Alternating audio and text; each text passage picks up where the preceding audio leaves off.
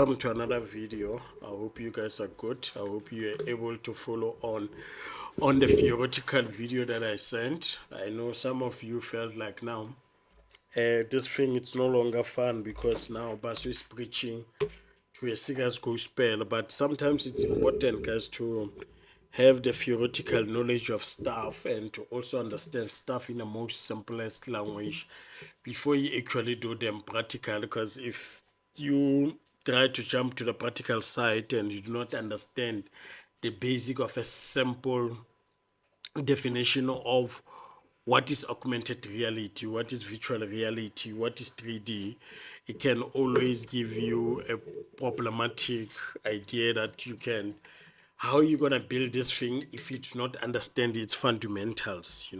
So it's important for you guys to understand the fundamentals of the entire technology and what it does. So as I've mentioned, like the tool of choice that we're going to use at Sisanda Tech is called Lens Studio.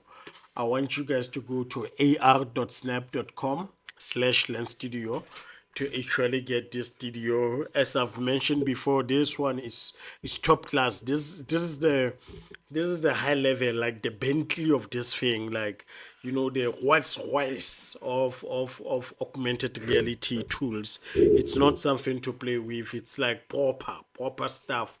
So we wanna be building.